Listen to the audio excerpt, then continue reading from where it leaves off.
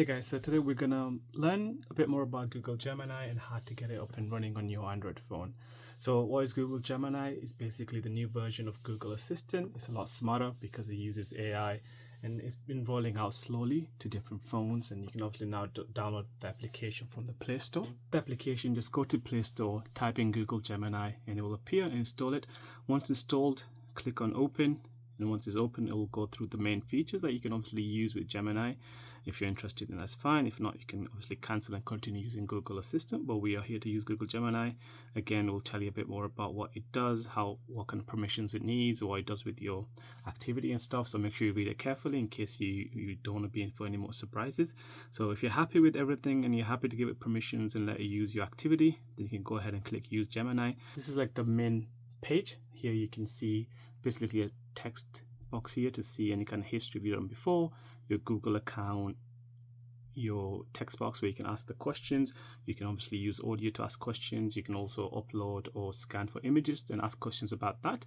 We seem to have different versions of Gemini we can use. The one advanced one you have to pay, but if you want to use the free version, that's also okay. For example, if you want to know, let's say, a capital of a country, you can type it in, you can speak it. Again, it will be pretty straightforward. But if you want something a bit more I guess brainstorm kind of stuff, so let's say you want to make a video of something or you want to plan a trip, you can ask that question. It does a lot better than a Google Assistant would do. So for example, plan a trip to Paris for 3 days.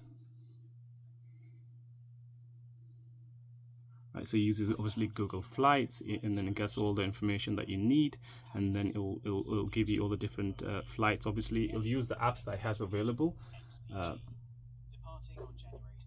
So it'll use all the available Google apps, so you can give it permission to like Gmail, so it'll use that information as well, and it'll give you a lot more information from certain apps that you give it permission to. So yeah, as you can see, we can obviously choose Google Flights, and we can also use other stuff as well.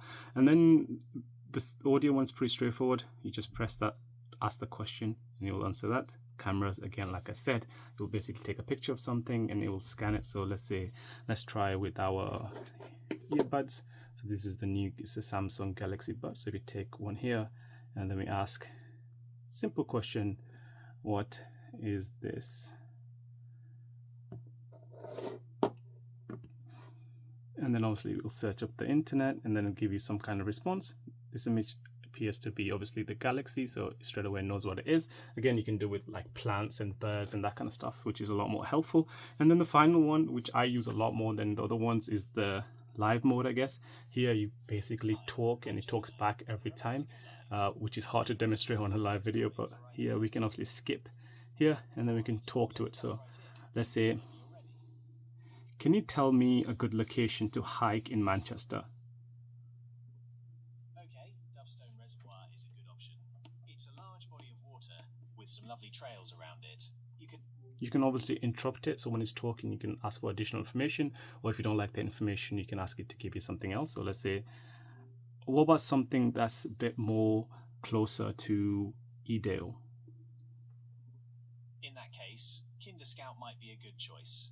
It's a bit closer to Edale and offers some really stunning scenery. And then you can talk to it as it's talking to you. So for example, what kind of clothes should I wear?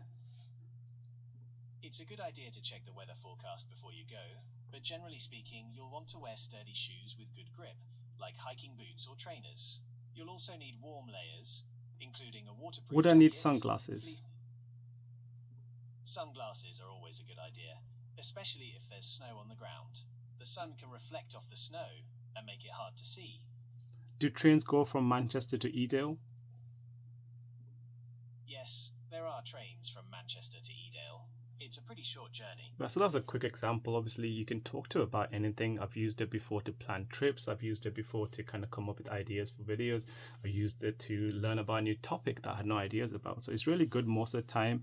I like that you can interrupt it whenever you want. It will continue talking, but if you interrupt it, it will take in the new prompt and obviously change the response. You don't have to press buttons every time. It remembers what you were talking about, so it's like a memory element to it. So yeah.